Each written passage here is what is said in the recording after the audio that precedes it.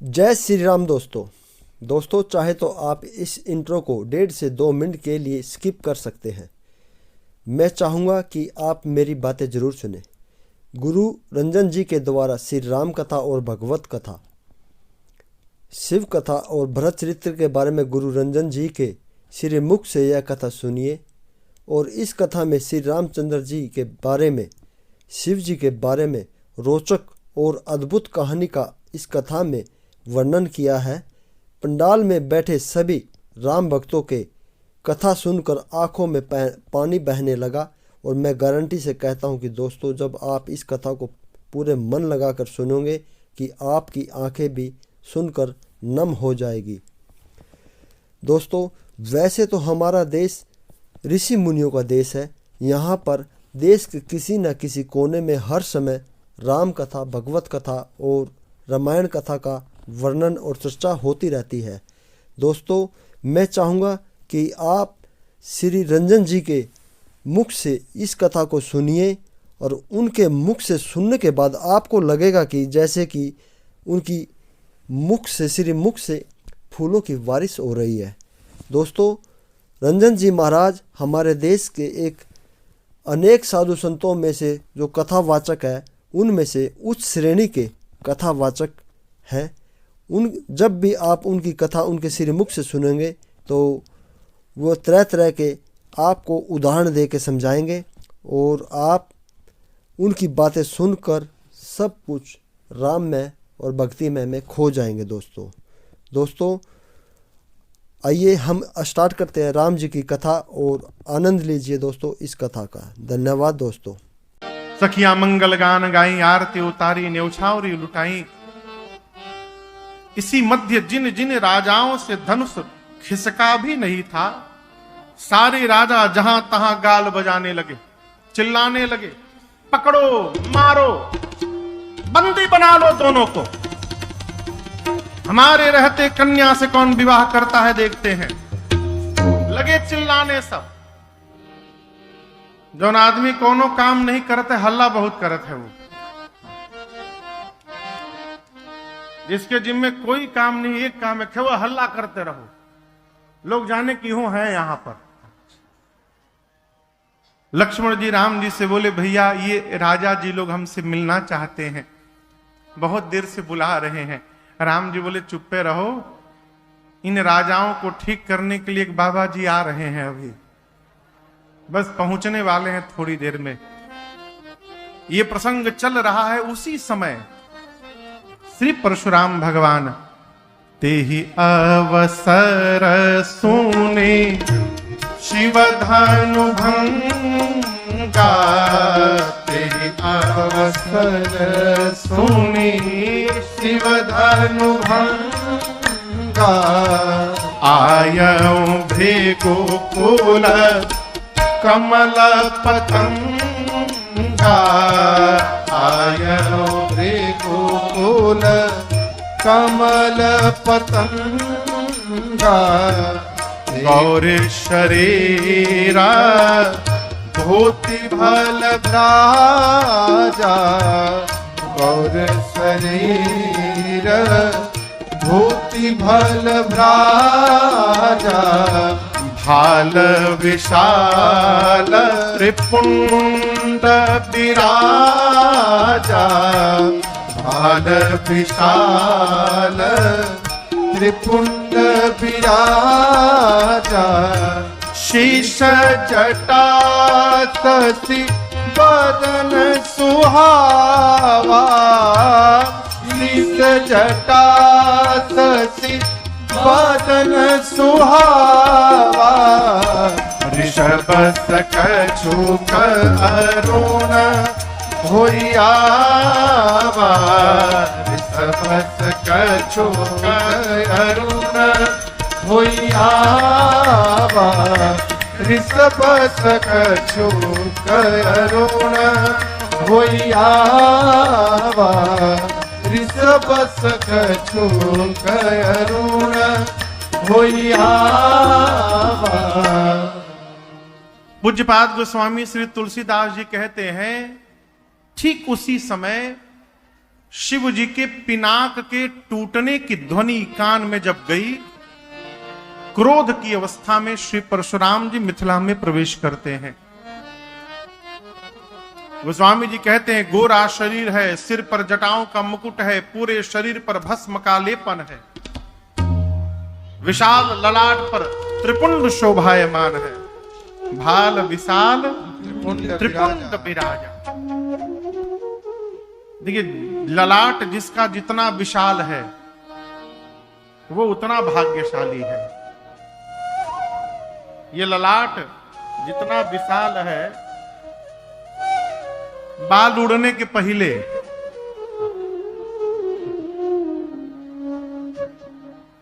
हमारे पंडित जी का तो यहां से लेके यहां तक ललाटे ललाट है बस। अब देखिए, बाल उड़ने के पहले जिसका विशाल ललाट है वो उतना भाग्यशाली है। और ललाट दिव्य हो ना तो उस पर दिव्य स्वरूप भी होना चाहिए, भगवान का तिलक होना चाहिए। भगवान ललाट दिए तो इस पर तिलक लगा रहे, खाली तिलक ना रहे। कौन लगाए महाराज? खड़ा वाला लगाए कि इधर ऐसे वाला लगाए? जो आपके इष्ट हैं, इष्ट के अनुसार तिलक लगाइए। ये नहीं कि त्रिपुंडो लगा लिए, वहीं में ऊर्ध्व पुंड मार लिए, वहीं में टीका भी ठोक लिए, ऐसा नहीं। ये पता चले कि आप वैष्णव हैं कि आप शैव हैं, ये तिलक बताता है, तिलक से पता चले। श्री परशुराम जी भाल विशाल त्रिपुंड विराजा,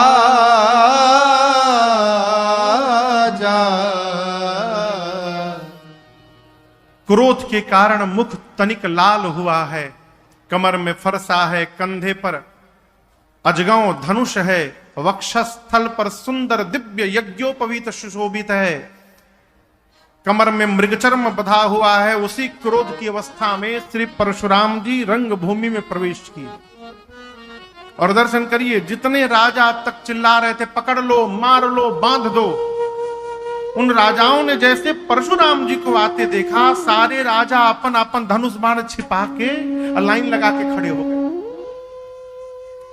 स्वामी जी कहते, कतारबद्ध होके सारे राजा श्री परशुराम जी के श्री चरणों में लगे करन सब दंड प्रणाम,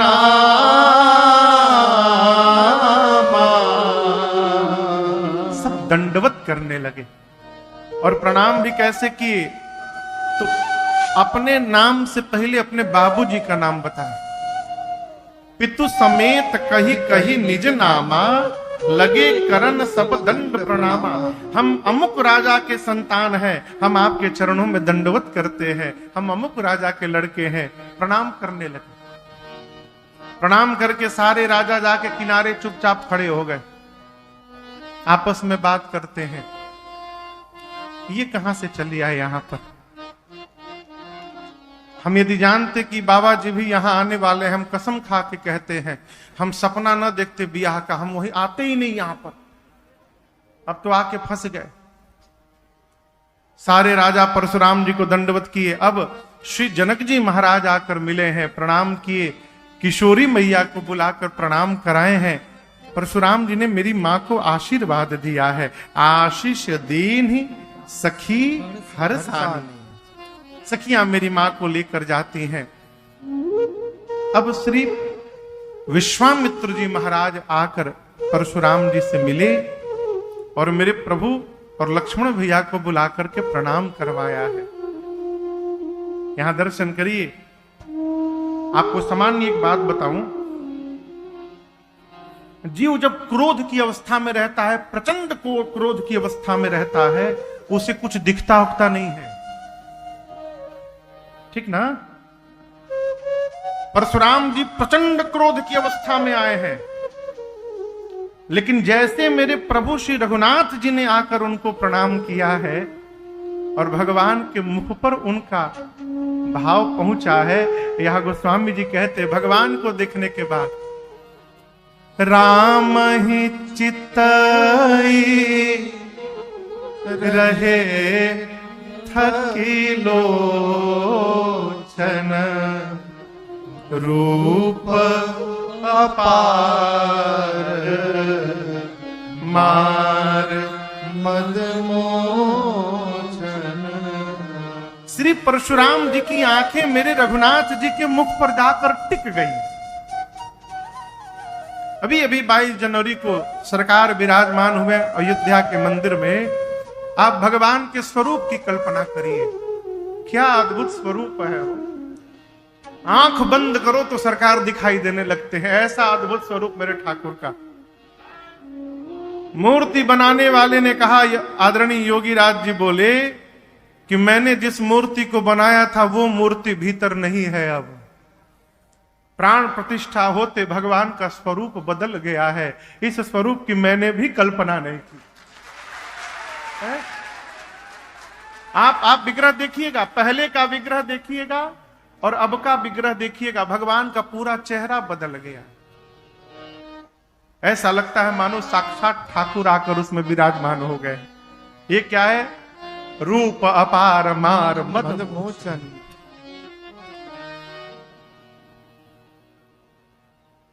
मेरे भगवान को जिसने जहां जहां देखा भगवान में ही खो गया है। परशुराम जी भगवान को बहुत देर तक देखते रहे।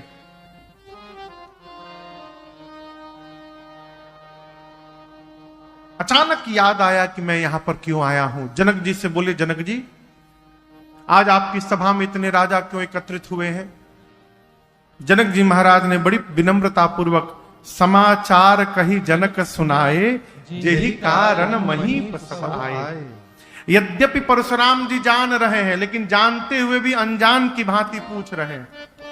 पूछत जान अजान जिम व्यापे खूब शरीर। जैसे जनक जी महाराज ने बताया कि आपके द्वारा दिया हुआ पिनाक, वो जो धनुष था विश्वामित्र परशुराम जी ही जनक जी को दिए थे रखने के लिए। आपको हम कोई सामान दे कि अपने घर में रखिएगा, हम बाद में ले जाएंगे और आप उसको दांव पे लगा देंगे। जनक जी ने कहा कि आपने जो धनुष दिया था वो पिनाक स्वयंवर में रखा गया था, मेरी बिटिया के विवाह का स्वयंवर था, ये सारे राजा उसी में आए हुए हैं। इतना जनक जी ने बताया, तब तक धनुष के टूटे हुए भाग पर दृष्टि चली गई परशुराम जी की। ये स्थिति आई मानो किसी ने भभकते हुए अग्नि में घी छोड़ दिया हो। पूरा शरीर क्रोध से कांपने लगा। जनक जी महाराज से परशुराम जी बोले, ऐ जड़ जनक, निकाल करके बाहर करो जिसने पिनाक तोड़ा है, शीघ्र निकालो, अन्यथा जहां तक तुम्हारी राजसत्ता है वहां तक की धरती पलट दूंगा भी। जनक जी महाराज तो थर थर कांपने लगे। सीता मैया, सुनैना मैया व्याकुल हो गई। ब्रह्मा जी ने बनी हुई बात बिगाड़ दी। जितने राजा वहां आए थे जिनसे धनुष हिला नहीं था, एक राजा अपने बगल के राजा से बोला कि हमको मालूम था ये होने वाला है, हम जानते थे, पहले से जानते थे, इसीलिए हम धनुष तोड़े नहीं, हम गए केवल नाटक करके चले आए। कौन आफत मोल ले? दूसरा बोला तो हम क्या कम हम कम ज्ञानी हैं, हम भी जानते थे तो ये बाबा जी आएंगे यहां पर, इसलिए हम तोड़े नहीं, हम भी नाटक किए। बगल के राजा से तो ये बोले और मन ही मन अपनी भगवान से बोले, जय हो प्रभु, बचा लिया हमको आज आपने, आपकी लीला अपरंपार है प्रभु। हम प्रार्थना किए थे हमसे तुड़वा दीजिए, लेकिन आपने कृपा कर दी, हमसे नहीं तुड़वाया। यदि आप हम धनुष तोड़ दिए होते तो आज बाबा जी हमको तोड़ देते।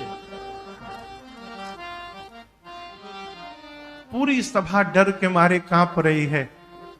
सबको भयभीत देखकर मेरे प्रभु श्री रघुनाथ जी स्वयं आगे आए और श्री परशुराम जी को प्रणाम करके विनम्रता से बोले, नाथ शंभो धनु भंजनिहारा,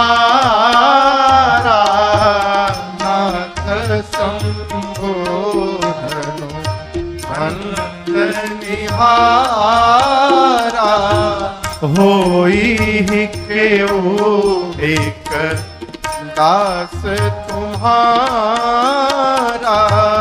होई केओ दास तुम्हारा आयसु काह कहिय किन मोहि आयसु काह कहिय किन मोहि सुनी रिसाई बोले मुनि को हे सुनी रिसाई बोले मुनि को ही सुनी रिसाई बोले मुनि को ही। श्री रघुनाथ जी ने प्रणाम किया। प्रणाम करके भगवान बोले प्रभु इस धनुष को तोड़ने वाला, इसका भंजन करने वाला होई ही केऊ एक दास तुम्हारा। प्रभु इस धनुष को तोड़ने वाला अवश्य आपका कोई दास होगा। ये भगवान से सीखने योग्य ये बात है। भगवान ये नहीं बोले कि मैंने तोड़ा। भाई धनुष किसने तोड़ा आप बताइए? राम जी ने। लेकिन राम जी बोले नहीं कि मैंने तोड़ा। क्या बोले? प्रभु इसको तोड़ने वाला आपका कोई दास होगा। अर्थात भगवान कहना चाहते हैं इतना बड़ा कार्य वही कर सकता है जिसको आप जैसे महात्मा का आशीर्वाद मिल जाए, और आपका आशीर्वाद आपके दास को मिलेगा प्रभु। तो ये आपके किसी दास के द्वारा किया हुआ कार्य है। ये प्रभु ये कहिए क्या आज्ञा है राम को? ये वाक्य कह के भगवान की कहिए क्या आज्ञा है राम को, भगवान ये संकेत करते हैं कि वो दास और कोई नहीं है, मैं ही हूं। आज्ञा करिए क्या आज्ञा है। परंतु क्रोध की अवस्था में सीधी बात समझ में नहीं आती है,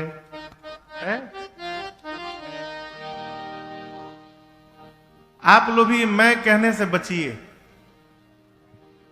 श्रवण भैया कहां है? कथा के करावत है? वो कथा के करावत है? विश्वनाथ जी, रघुनाथ जी और संकट मोचन वाले हनुमान जी, यही तीनों इस कथा के आयोजक हैं। न राजन की क्षमता है कि राजन गा सकता है, न आपकी क्षमता है कि आप सुन सकते हैं, न इनकी क्षमता है कि ये करा सकते हैं। भगवान ही गवा रहे हैं, वही सुनवा रहे हैं और वही आयोजन करा रहे हैं। इसको जीवन भर याद रखिएगा। नहीं तो कई लोग जैसे मानो मैं का टेप रिकॉर्डर लेके बैठे, मैं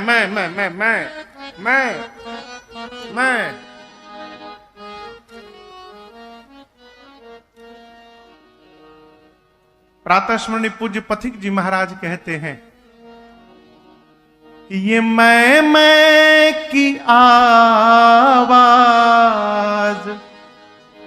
आती कहां से,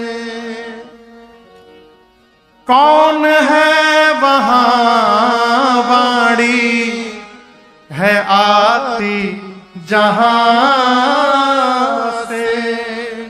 अरे कुछ तो बता प्यारे, कुछ तो बता प्यारे, गर तुझको पता है। क्या महाराज? मुख बोलता है या तू बोलता है? कौन बोलता है? बता तेरे मुख को कौन खोलता है? दिन भर दुकान में बैठ के तराजू लेके 5 किलो, 3 किलो, 2 किलो, पौने किलो होता है ना वो? ठीक है, पौने किलो। ये कांटे तराजू जो हाथों में तेरे, अब सोच समझ कर उत्तर दे रे। क्या महाराज? हाथ तौलते हैं, हाथ तौलते हैं, या तू तौलता है, मुख बोलता है, तू बोलता है। मनुष्य कहता कि वहीं रुको, मैं आ रहा हूं। तो यहां से वहां कौन जाता है? हाथ, क्या पैर? तो ये क्यों कहते हो कि मैं आ रहा हूं? पैर तुम खुद हो या पैर हैं तुम्हारे, सूझबूझ करके अब समझा दे प्यारे। पैर डोलते हैं, पैर डोलते हैं, या तू डोलता है, मुख बोलता है, या तू बोलता है। ये जो मैं है ना, ये अभिमान को जन्म देता है। एक व्यक्ति किसी से प्रेम करता था, नित्य उसके घर जाता था सायंकाल 5 बजे, जाकर दरवाजा पीटता था बाहर से। भीतर से आवाज आती थी, कौन है? कहता था मैं हूं। भीतर से केवल एक ही ध्वनि निकलती थी, कौन है? वो कहता था मैं हूं, मैं हूं। गेट खुलता नहीं था। कई दिन हुआ, रोज जाए बजावे, प्रश्न आवे, कौन है? ये कहता था मैं हूं। गेट नहीं खुलता था। एक दिन अपने गुरुजी के पास जाके रोने लगा। गुरुजी बोले आज खुलेगा, आज खुलेगा। बोला कैसे गुरुदेव? भीतर से एक ही प्रश्न आता है, कौन है? मैं कहता हूं मैं हूं। गेट खुलता नहीं है। गुरुजी ने कहा जब प्रश्न आवे कि कौन है, तो आज कहना तुम हो, गेट खुल जाएगा। जहां मैं आ जाता है, वहां सब कुछ समाप्त हो जाता है। रघुनाथ जी बोले मैंने नहीं तोड़ा, इस धनुष को तोड़ने वाला आपका कोई दास होगा। कहिए क्या आज्ञा है मेरे लिए? परशुराम जी बोले राम, सेवक सो जो करे सेवक आई, अरि करनी करी करी लड़ाई। सेवक वो होता है जो सेवा करता है। जिसने धनुष को तोड़ा है वो मेरा सेवक नहीं हो सकता। वो सहस्त्र बाहु के समान मेरा शत्रु है। मैं कहता हूं राम, शीघ्र जिसने तोड़ा है उसको निकाल करके बाहर करो। ये जितने राजा हैं इन्हीं में से कोई तोड़ा होगा ना। बेगी निकाल करके बाहर करो, नहीं तो मैं जितने राजा हैं सबको मार दूंगा। न तो मारे जय है सब राजा। निकाल करके बाहर करो उसको। अब देखिए जो राजा खड़े हैं, जब परशुराम जी ने कहा कि निकाल करके बाहर करो नहीं तो सबको मार दूंगा, सभी राजा कांपने लगे। एक राजा ने कहा बताओ। राम जी को सीधा सीधा बोलना चाहिए, मैंने तोड़ा है। घुमा रहे हैं बात को, आपके किसी दास ने तोड़ा होगा। बाबा जी समझ ही नहीं पा रहे कि वो दास सामने ही खड़ा है। एक राजा ने कहा एक काम करो, तुम जाके समझा दो, तुम जाके बता दो कि राम जी ने तोड़ा है। वो राजा बोले मूर्ख हूं क्या? बाबा जी बोल रहे हैं कि उसको निकाल करके बाहर करो जिसने धनुष तोड़ा है। अब मैं इस लाइन से जैसे बाहर निकलूंगा बताने के लिए,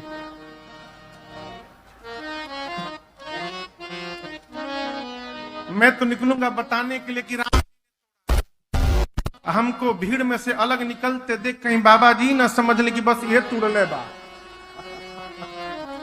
तो पहुंचने भी नहीं देंगे, देखते मार डालेंगे। हम नहीं मरेंगे तो सब मरेंगे, हम अकेले मरने वाले नहीं है। अब राम जी सोचे अब हम कैसे समझाएं। लक्ष्मण जी आए, भैया से प्रणाम किए, कहे प्रभु बाबा जी जिस भाषा में समझेंगे वो हम जानते हैं भाषा, आपकी आज्ञा हो तो हम थोड़ी वार्ता करें। राम जी बोले समझाओ। लक्ष्मण जी आगे आए और आप दर्शन करिए।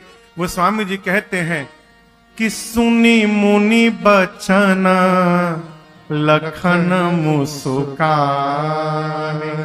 कोई व्यक्ति श्रवण बाबू बहुत क्रोध में हो और उसके सामने जा करके क्या होगा? क्या होगा? और क्रोध भड़क जाएगा उसका। वो स्वामी जी कहते हैं लक्ष्मण जी परशुराम जी के आगे जाके मुस्कुराने लगे और बोले कि ये बताइए आप इस धनु ही के टूटने के बाद ही आए हैं ना? ये धनुष टूट गया इसलिए आए हैं ना? लेकिन हम कहते हैं हम जब छोटे थे बहु धनु ही तोड़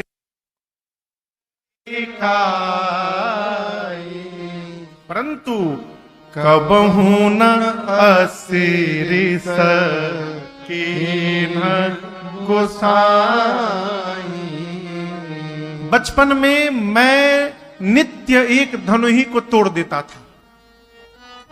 यदि आप धनुष के टूटने के बाद ही आते हैं तो ये बताइए प्रभु जब हम छोटे में रोज एक धनु ही तोड़ते थे तो आप क्यों नहीं आए? एक भी दिन आप नहीं आए, आज चले आए। कोई स्पेशल धनुष था क्या ये? इस धनुष पर इतना प्रेम क्यों था आपको? परशुराम जी सुने, आवेश में आ गए, बोले तू नहीं बोल रहा है रे नृप बालक, तो काल के बस में आकर खड़ा हो गया है, तुझे पता नहीं तू किससे बात कर रहा है? शिव के पिनाक की तुलना तू धनु ही से करता है। लक्ष्मण जी बोले पहले हमारी बात सुन लीजिए, साइज छोट हो चाहे बड़ हो, हमारे लिए सब धनुष एक समान जैसा है। छोटके धनुष से भी बाण चलता है, बड़ के धनुष से भी बाण चलाया जाता है। पुराना था, टूट गया। आप पूछ रहे हैं किसने तोड़ा? हम सामने खड़े थे, किसी ने तोड़ा ही नहीं है। ये जो भैया हमारे हैं ना, इन्होंने केवल टच किया, टूट गया। कहते हैं छुअत टूट रघुपति ही न दोषु। परशुराम जी बोले फरसा देख रहे हो, तुम हमको जानते नहीं हो, मैं बहुत क्रोधी हूं। लक्ष्मण जी बोले हेकरो से ढेरे, अभी जितना क्रोध है इससे भी अधिक क्रोधी हैं। परशुराम जी बोले गुरु जी से पूछो, पूरा विश्व जानता है मैं है बाल ब्रह्मचारी अति को ही 21 बार धरती को क्षत्रियों से विहीन किया हूं मैं, इसी फरसे से। बालक तू दिखाई दे रहा है इसलिए तुझे नहीं मार रहा हूं, बालक जान के छोड़ा हूं। लक्ष्मण जी बोले पहले अद्भुत, हमारा आज बहुत परम सौभाग्य है। परशुराम जी बोले सौभाग्य क्यों है तुम्हारा? लक्ष्मण जी बोले ऐसे वीर का आज जीवन में पहली बार दर्शन मिला है जो अपनी प्रशंसा अपने मुख से करता है। सबकी प्रशंसा तो दुनिया करती है, आप अपनी प्रशंसा स्वयं करते हैं। लेकिन बाबा जी हम कोई कुम्हड़े की बतिया नहीं है जो तर्जनी देख के डर जाएंगे। आप फरसा दिखा रहे हैं, हमरो पास धनुष बाण है, लेकिन आप कितनों ललकारिए, हम आपसे लड़ेंगे नहीं। हमारे कुल में, रघुकुल में ब्राह्मण पर और गौ पर प्रहार करना वर्जित है। आप ब्राह्मण हैं इसलिए हम आपसे लड़ेंगे नहीं। आप कितना भी ललकारिए। परशुराम जी बोले क्षत्रिय होकर क्यों नहीं लड़ोगे? लक्ष्मण जी बोले मान लीजिए हम आपसे युद्ध करें और युद्ध में आपको मार दिए। बोले क्या बोले तुम? मान लीजिए, मान लीजिए मार दिए तो क्या होगा? ब्रह्म हत्या का पाप लगेगा। और युद्ध में यदि आपसे पराजित हो गया तो रघुवंशी होकर पराजित हो जाना हमारे कुल में कलंक लग जाएगा। जीतूंगा तो ब्रह्म हत्या का पाप, हारूंगा तो कलंक। आप कहिए नुकसान आपका है कि हमारा? इसलिए हम आपसे लड़ने वाले नहीं है। परशुराम जी विश्वामित्र जी की ओर देखे और बोले, विश्वामित्र जी, तुम्हारा ये चेला मंद बालक है, लगता है कि आज इसका काल निकट आ गया है। सूर्य वंश में कलंक बनकर ये जन्म लिया है। ये ऊपर से जितना गोरा दिखाई दे रहा है, भीतर से उतना काला है। तब तक लक्ष्मण जी बोले, क्यों गुस्सा कर रहे हैं? टूट गया है, यहीं पर सारा टुकड़ा पड़ा हुआ है, किसी को बुला के जुड़वा लीजिए। बोले, देखो फिर बोला ये। राम जी कहते, प्रभु बालक बर्रे एक स्वभाव। बुद्धिमान लोग छोटे बच्चों की बात पर ध्यान नहीं दिया करते हैं। राम जी जैसे जैसे शांत कराते हैं, लक्ष्मण जी उसी बीच में चिंगारी छोड़ दिया करते हैं। अंत में रघुनाथ जी को कहना पड़ा, मुनिवर धनुष पुराना था, मैंने तोड़ा नहीं, स्पर्श करते टूट गया, और आप तब से युद्ध के लिए कह रहे हैं। अब एक बात मेरी भी सुन लीजिए, हम रघुवंशी हैं, स्वभाव बता रहा हूं, अपनी प्रशंसा नहीं कर रहा हूं। रघुवंशियों के सामने युद्ध में यदि काल भी आकर खड़ा हो जाता है तो रघुवंशी काल को भी पीठ नहीं दिखाते, हम युद्ध करते हैं उनसे। हम काल से भी नहीं डरते, कालहु डरहि न रन रघुवंशी। परंतु काल से भी नहीं डरने वाला रघुवंशी राम परशुराम से डर रहा है। क्यों? आप ब्राह्मण हैं, और जो ब्राह्मण के चरणों में निष्ठा बना के रहता है मुनिवर, मैं जानता हूं वो पूरे संसार में निर्भय होकर रहता है, इसलिए मैं आपसे लड़ूंगा नहीं आज। जैसे भगवान ने ये वाक्य कहा, परशुराम जी की मति हिल गई।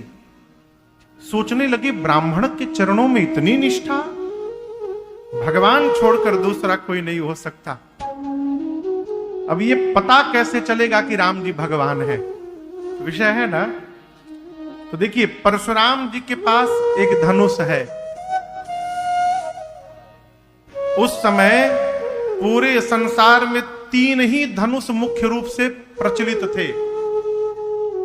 एक राम जी का धनुष सारंग, एक शंकर जी का धनुष पिनाक, और एक भगवान श्री हरि का धनुष अजगौ। तो भगवान श्री हरि का धनुष और शंकर जी का धनुष, ये दोनों धनुष परशुराम जी के पास थे। तो एक ही आदमी 2-2 धनुष लेके कैसे चलेगा? तो शंकर जी का धनुष परशुराम जी जनक जी के पास रख दिए थे, और भगवान श्री हरि का धनुष अजगौ अपने पास रखे थे। धनुष की जो प्रतंचा है, डोरी, वो एक छोर में बंधी रहती है और पूरे धनुष में लिपटी रहती है। जब युद्ध का समय आता है तो धनुष का स्वामी डोरी को धनुष से निकाल करके और हाथ से धनुष को नीचे झुका करके और उसकी प्रतंचा डोरी को धनुष पर खींच कर चढ़ाता है। भगवान के धनुष पर भगवान को छोड़कर दूसरा कोई डोरी चढ़ा नहीं सकता। परशुराम जी सोचे, यदि ये भगवान होंगे तो इस अजगौ की डोरी को चढ़ा देंगे, प्रतंचा को, और मेरा भ्रम समाप्त होगा। कहा, राम ये रमापति का धनुष है, लीजिए, खींचिए और मेरे संदेह को समाप्त करिए। जैसे परशुराम जी ने दिया और भगवान ने हाथ में धनुष को पकड़ा, उस धनुष को झुकाना नहीं पड़ा। भगवान के हाथ में आने के साथ ही उस धनुष की प्रतंचा अपने आप धनुष पर खिंच के चढ़ गई। और ये दृश्य देखते, ए जिदेता चापया तू ही चढ़ी गया, देता चापया तू ही चढ़ी गया। परशुराम मन विस्मय भयउ, परशुराम मन विस्मय भयउ, परशुराम मन विस्मय भयउ। जैसे भगवान ने धनुष को पकड़ा, उसकी प्रत्यंचा चढ़ी, ये दृश्य देखकर परशुराम जी विह्वल हो गए। यहाँ गोस्वामी जी कहते हैं 9 बार परशुराम जी ने भगवान की जय जयकार की है। 9 बार जय जयकार करने के बाद क्षमा याचना किया है। क्षमहु क्षमा मंदिर दो भ्राता। क्षमा याचना करके श्री परशुराम जी वापस महेंद्र पर्वत पर तपस्या के लिए चले गए। उनके जाने के बाद सभी लोग चैन की सांस लिए, चलो बाबा जी गए यहां से। दोस्तों, रंजन जी महाराज के द्वारा यह प्रसंग आपने सुना, आपको कैसा लगा हमें कमेंट बॉक्स में ज़रूर बताएं दोस्तों।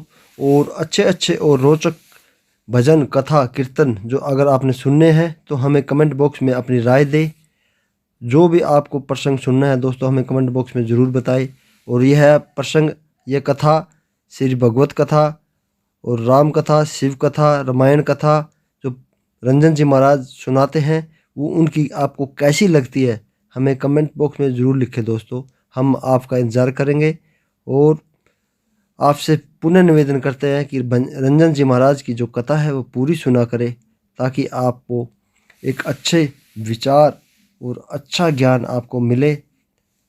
यही हमारी कामना है, यही हमारा संदेश है कि रंजन जी महाराज के द्वारा जो ये कथा, जो विचार है उनके घर घर तक जाए और पूरा विश्व राममय हो जाए। दोस्तों नमस्कार, धन्यवाद, जय श्री राम।